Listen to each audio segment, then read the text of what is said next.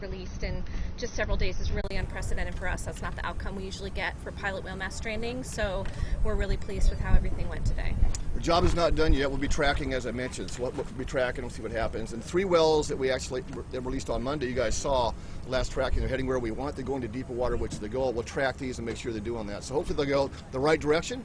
We'll be watching that the next few days to see where they go. But the hope is they'll go to deeper water, which the other 3 are also right now. So far so good. This week could not have gone better as of right now. So. Did it appear that they were headed in the right direction? We don't know yet. I mean, once they get out of the boat, we can't. We had eyes on them for a while, but once they take off, you can't really tell. The tracking will tell us that pretty soon. Once you start tracking them based off the last known pings of the other 3 whales and where you drop these whales, about what's the distance between those 2 spots, and then, and how far can they communicate? I mean, from where you drop them, can they hear the other whales? Yeah, sure. No, they wouldn't be able to hear the other whales from where they are right now. We the 3 whales that were released on Monday are about 3/4 of the way across the continental shelf, sort of off the Venice, Marco sort of area. And then these whales are just straight offshore, about 20 miles. So we'll just have to keep an eye on their tracks over the next few days, and hopefully these guys also head in a westerly direction as those 3 whales the first day did. Since they can't hear each other, I mean, is it just dumb luck? How might they find each other? Our goal wasn't to have them find each other. There's no reason for them to have to find each other. They are social animals, but each group was released with other individuals. The whales released today weren't dependent calves. There's no necessity, in terms of their life history or anything like that, for them to have to be linked up with that first group of whales. So we're comfortable with the fact that the first group was released with other individuals. The group today, it was 2 individuals released together. Yeah. Is there a game plan if they end up turning the wrong direction? Sure. We'll track and watch them. If the good news is, the reason we did this release today is the other 3 whales are going the right direction. If we saw those 3 whales coming back to Florida, possibly restrand, we might not have done this today. We'll watch them and see what happens. The good news is the 3 that were released are doing fine right now, going the right direction. So we'll watch them. If for some reason they strand, we'll be ready for that. We hope that's not the case. I will say, we talked about trying to pair these 2 with the other 3. That was kind of an initial goal we had. It's a secondary goal. The primary goal is to get these animals back in our habitat as soon as they're well, and that was today. Talk to us, kind of describe for us the release process. I know you're going to give us a video soon, but if you could take us through kind of the motions, and once you guys get out there, how careful do you have to be? So I would say, if you've never done this, when you're caring for and actually having 2 whales on one boat, you have to be very, very careful. Our staff is trained in this, and we know how to handle this. You have to be very careful. Number one, you have to know what you're doing, and we did 1 at a time, of course. So what you do is once you're set ready, everybody knows their spot where they're going to be.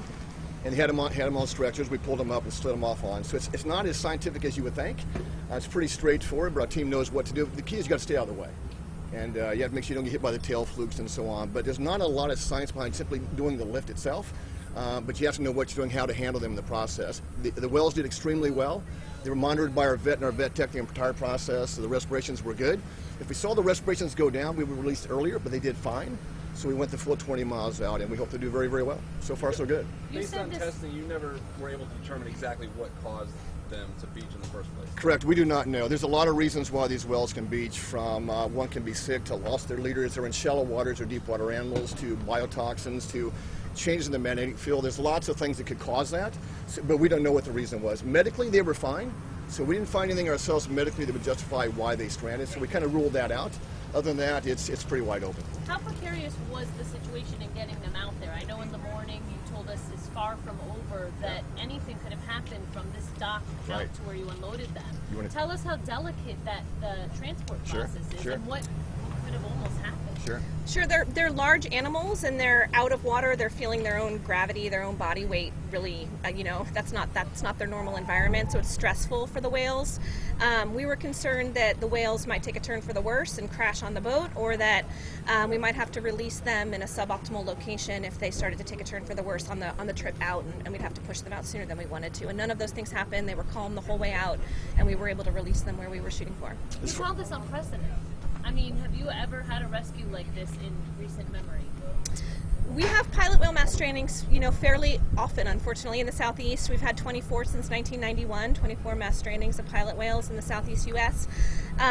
In my experience, I've been in my position for about 11 years. This is only the second time we've ever released pilot whales from a stranding scene. The first time was down in the Keys in 2011. We released 2 pilot whales, similarly, associated right around the day of the stranding or so. But this is the first time we've released 5 ever, and that's the entire group that's stranded, which is really unique. I will tell you, our team is over the top on this. As far as Clearwater Marine Aquarium goes, we've never had 5 pilot well situation like this. So we were prepared for this, but we never had this actually happen in real life before. So again, the process from start to finish is very involved. It's 24/7 care, all the way to the last moment that the wells go in the water. Now we track. So the whole process is very, very involved. It's very extensive. But we've never, but to have 5 pilot wells from our perspective, have 5 pilot wells strand the way they did, and all do as well as they did is really the best case scenario. We couldn't be happier. What have you learned? We're tired. That's what we learned right now. So I think what we learned is collaboration really works. It's really teamwork. I mean, the community got involved in this. I mentioned before. I can't say that enough. The partnership with NOAA, Fish and Wildlife, the Coast Guard. It was a team effort. It wasn't us by ourselves, that's for sure. So it's a team effort. What I think we learned is one group can't do this the right way by themselves.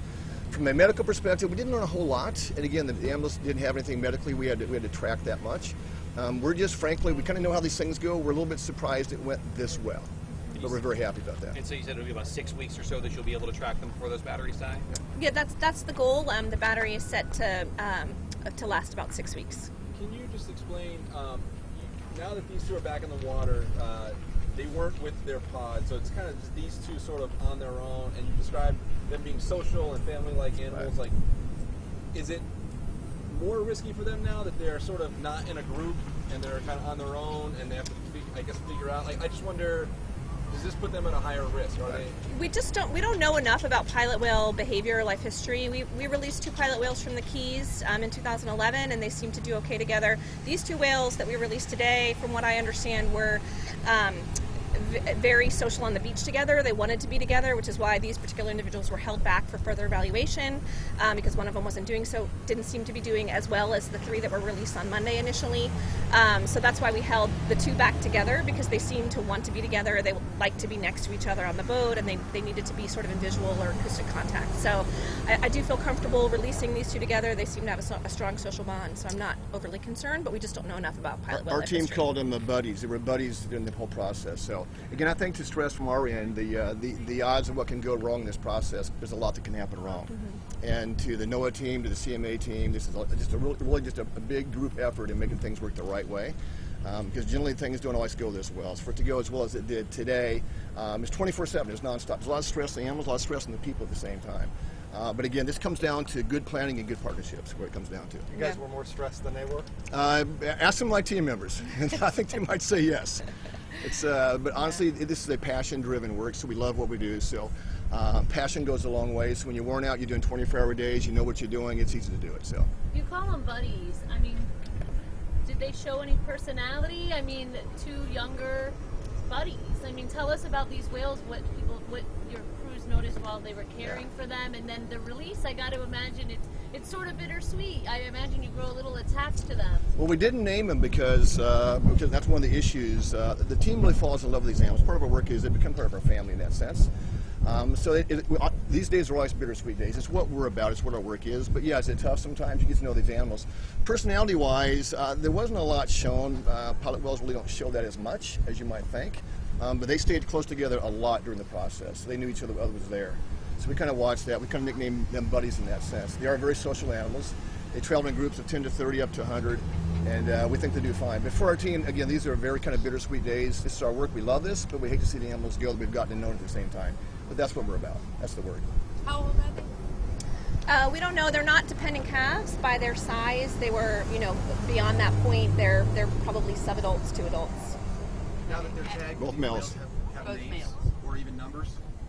They do have field numbers. I couldn't say them off the top of my head. So Mike Hurst, we were just A and B, right? A and B? They're A and B. We were just A and B on the boat, so it's how simple is that? That's a complicated process, right? If we had another one, it'd be C, right? So there you Well, go. we released C, D, and E on C and D, Monday. that's right, that's Yeah. right. But you Exactly. did release both sets near other pilot whales? Is that what you said, or just the first group? No, neither group was released near other pilot whales. The goal was to get them as close to their natural habitat where we would expect them to link up with other pilot whales and be able to find them on their own. And the whales released on Monday, we're seeing them track in that direction, so that's good. And they can join other pods, it's kind of seamless, or do they have difficulties joining another pod once they've adapted to one? They're more of like a fission fusion society, so they do kind of come together and come apart in different size groupings, yeah. Anything else? Great day, guys. Great day. Great work, you guys. All right, appreciate you. that. Aaron, thanks. Great Yeah, job. yeah, Well thanks, done. David. Well Good done. job. Good partnership.